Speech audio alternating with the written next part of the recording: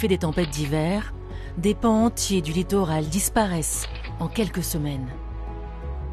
Il faut donc se protéger et de nombreuses communes investissent dans des digues, des enrochements. Une bataille qui peut paraître vaine et dérisoire devant l'intensification des tempêtes et la montée du niveau de la mer. Pourtant, au Cap Ferret, un homme s'est lancé seul dans un bras de fer avec l'océan.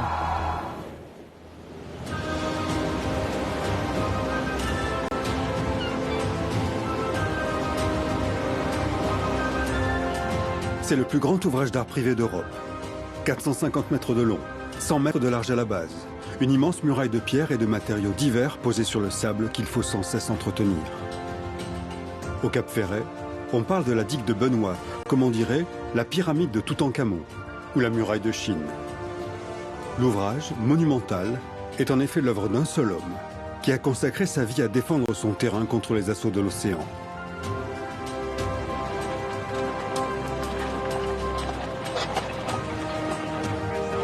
Cet homme, c'est lui, Benoît Barterotte, un sacré caractère. Allez petite, allez, allez, allez, voilà. Benoît Barterotte parle à sa pelle mécanique comme à un cheval et accepte parfois d'en descendre pour répondre aux questions. Pendant 6 ans, je versais tous les jours des camions, des camions, des camions. Quand on construit la digue, on s'oppose à un courant de 400 millions de mètres cubes 2 fois par jour qu'il faut faire tourner.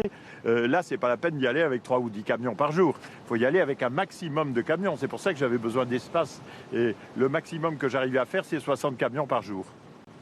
Donc, je versais 60 fois par jour 25 tonnes. C'est à ce prix-là que j'ai étouffé le courant et la force et que j'ai pu donner le coup d'épaule. Voilà. Commençons par le commencement, ou la partie la plus visible de l'affaire Barterotte. Quand il est arrivé il y a 40 ans, l'endroit n'était en effet qu'une plage qui commençait de disparaître sous les coups de boutoir des gigantesques courants de l'océan et surtout ceux du bassin d'Arcachon.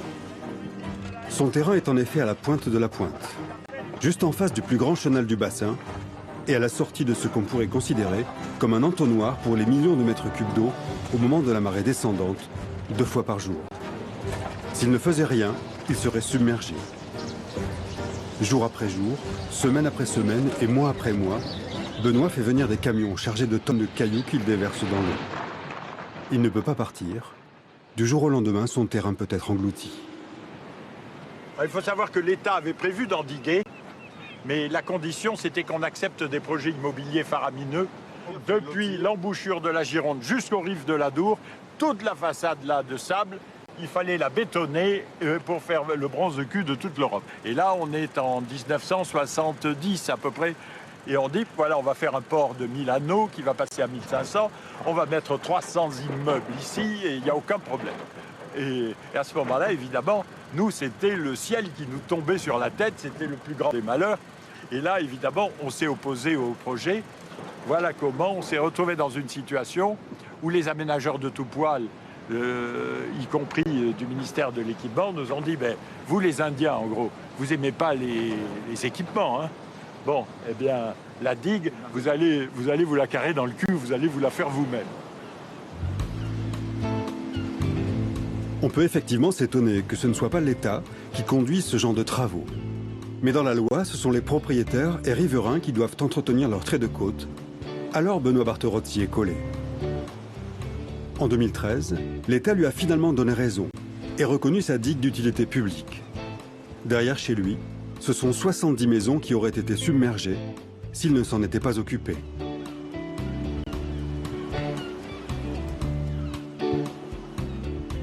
Ce que l'on sait moins, c'est que la digue abrite un petit paradis, quasiment une zone protégée, où Benoît a construit quelques maisons en bois pour lui et sa famille.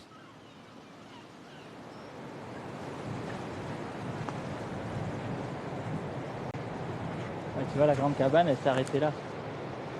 Ouais. Donc il y avait celle-là, et elle s'est arrêtée juste derrière le palmier. Tout ça, on l'a grandi après. Surtout qu'il n'y avait rien là. Ouais. Les 2 cabanes au début, elles étaient posées sur la plage. Hein. Ouais. Il n'y avait pas un pain, pas un yucca, rien. Pas la dune. Et la mer, en hiver, était là, au pain là. Mais il n'y avait que de la plage du coup. Hein. Et le matin, mon père, avec la pelle mécanique, remontait du sable de la plage pour faire une dune, pour que la nuit, ça protège des vagues et que le lendemain matin, il faut refaire la dune. Martin et Adrien sont 2 des 7 enfants de la tribu Barterotte.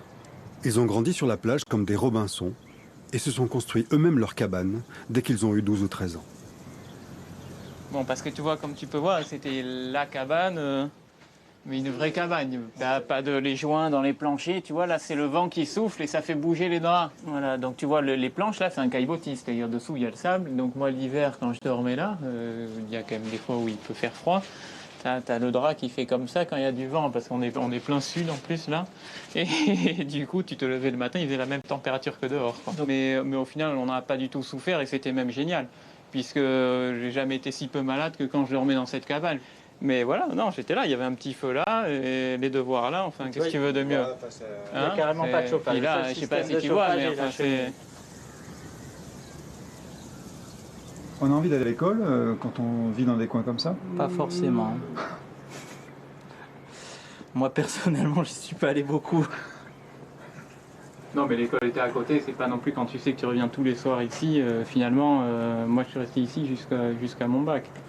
Même si le lycée était loin, je préférais me taper le bus le matin et le soir et revenir ici le soir, de pouvoir chasser, aller pêcher, aller faire un peu de surf en rentrant des cours. Voilà, c'est quand même c'est la belle vie, quoi.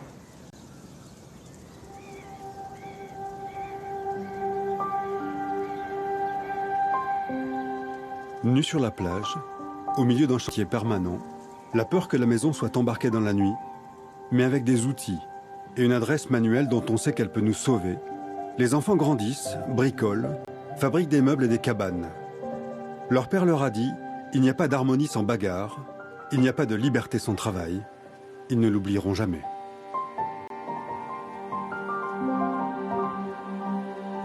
L'endroit est aujourd'hui tellement idyllique qu'on le croirait naturel.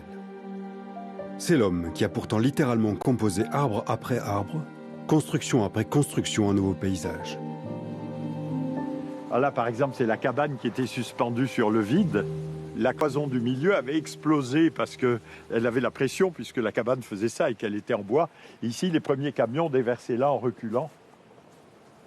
Bon, bien sûr, il n'y avait pas ce pain, il n'y avait pas tout ça, puisque là, on était sur le vide. Je vous montrerai les photos. Et ça, vous voyez, le corbeau en ciment, c'est les restes de la maison qui avait été construite en 1946. Vous voyez bien le style des années 30-40. Dès le lendemain de la guerre, elle avait été construite.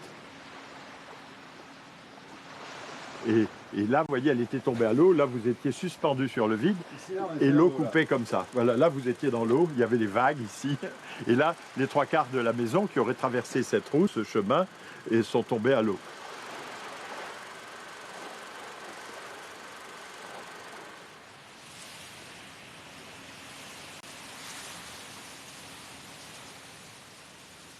Après 40 ans de bagarre, le décor est aujourd'hui paradisiaque. Et les 4 ou 5 bijoux qu'on appelle ici modestement des cabanes se fondent parfaitement dans la nature. On se demande juste d'où vient la fortune et surtout l'énergie de cet homme capable de dompter les courants. Au siècle dernier, Benoît Barterotte était patron d'une maison de haute couture. L'homme portait beau, fréquentait la jet-set, organisait des défilés dans le monde entier et gagna même un procès contre Yves Saint-Laurent qu'il avait plagié. Ne pas laisser faire, ne pas se laisser faire. Jamais. Originaire du bassin, il achète le terrain à la Pointe où il passait son enfance, vend sa maison de haute couture et se lance dans la construction de sa digue et de ses cabanes qu'il élabore comme une mise en scène d'une vie de Robinson. Les magazines de décoration du monde entier adorent l'histoire. Benoît Barterotte et sa famille ont inventé un art de vivre. Ici, ça, on l'a fait avec les enfants. C'est-à-dire, c'est moi qui l'ai dessiné, j'ai fait scier les pins. On n'a pas acheté une poutre ou une planche. Et on avait fait un Lego qu'on avait entièrement numéroté. Et puis quand les enfants étaient en vacances, les cousins, les tout, on a monté tout ça. Et à ce moment-là, c'est là qu'ils ont vu apparaître cette chose-là. Au début, ils n'avaient aucune idée de ce que ça allait donner. Il n'y avait que moi qui le savais, qui avait fait le dessin.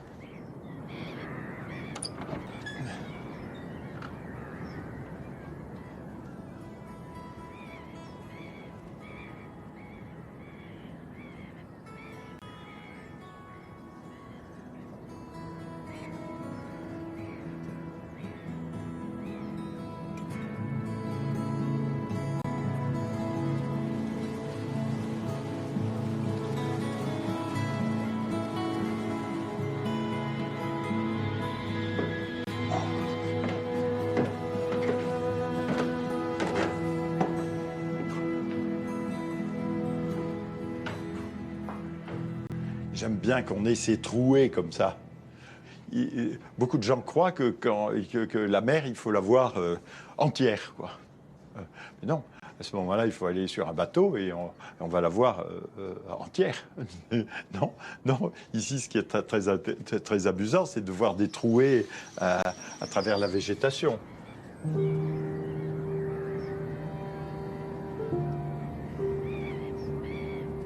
La grande maison n'est pas pour lui. Elle est louée pour se payer des camions et des cailloux. On pourrait dire que c'est elle qui renfloue directement la digue. Les locataires que Benoît appelle sponsors ou ses bienfaiteurs viennent ici goûter à un paysage et des vues parmi les plus belles qu'il soit donné d'admirer. Lui et son épouse n'y ont dormi qu'une nuit. Les miroirs ne sont pas faits pour s'y regarder, mais pour orchestrer des reflets et des perspectives où le regard se perd. Les ombres sont incroyablement importantes et elles jouent ici énormément sur le bassin parce que le bassin, c'est un fond de sable. Ce n'est pas un monde fixe. C'est-à-dire que ça ne va pas forcément durer, que ça ne va pas forcément rester. Si tu vis sur du précaire, que tu sais que tu es obligé de défendre en permanence, cette impression de précarité, je dirais, est fondamentale.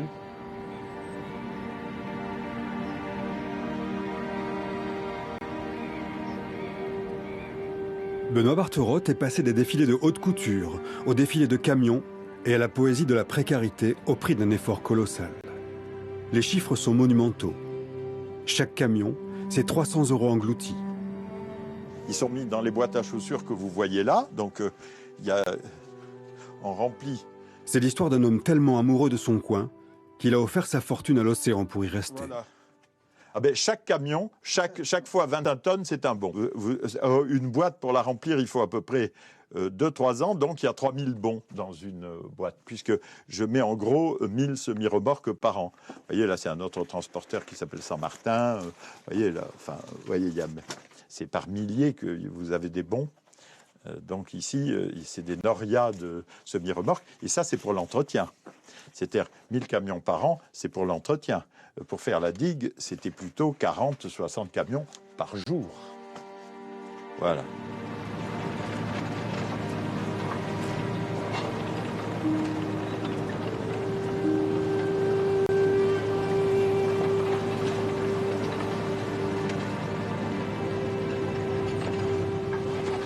À quelques centaines de mètres de chez Benoît, une grande maison en bois est en construction. Des charpentiers, des menuisiers, des compagnons n'utilisent que des matériaux locaux.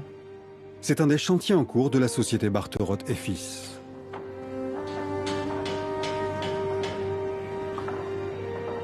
Car Martin et Adrien sont maintenant à la tête d'une entreprise qui fabrique pour des clients des maisons inspirées de celles de leur enfance, parfois beaucoup ou même beaucoup plus grandes et confortables, mais le style est toujours là. Les petits Mozart de la cabane, les petits gars qui vivaient en slip sur la plage ont bien grandi. Ils perpétuent à leur façon l'amour du bois, l'amour du travail bien fait que leur a transmis leur père, le barbu, comme ils disent entre eux.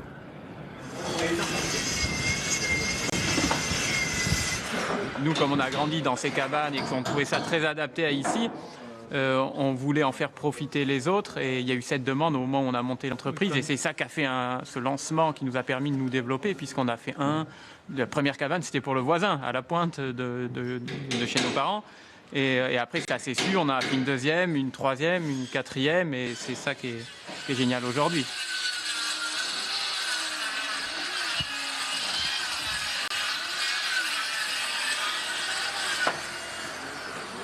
Salut les mecs.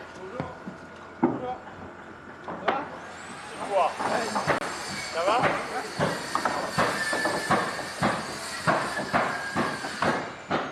Mais comme quand ils étaient petits, le père vient inspecter les travaux. Ce qui est bien, c'est qu'elle s'harmonise bien avec celle d'à côté. Voilà. Hein? C'est ça.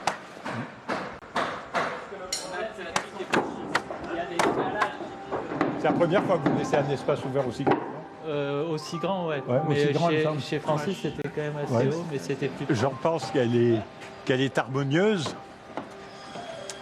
Et je pense qu'ils ont qu'ils ont compris ce que c'était que le sens des proportions.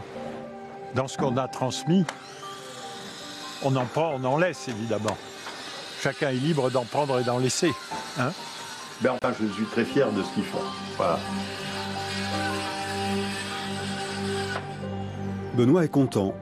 Il n'a pas transmis de fortune à ses enfants, mais un savoir-faire et une passion.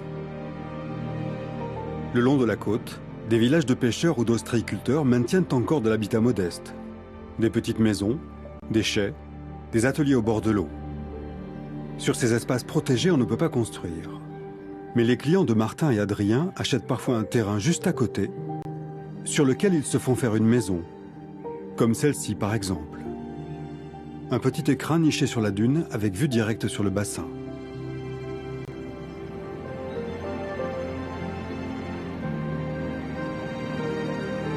C'est ce mélange de styles qui fait le charme de l'endroit. Par son combat, Benoît s'est fabriqué un petit coin de paradis et permis à ses enfants d'y rester. Un jour peut-être ils mettront à leur tour des cailloux dans l'eau, pour défendre un terrain, pour défendre un esprit, pour défendre une idée. C'est le destin des Barterotte.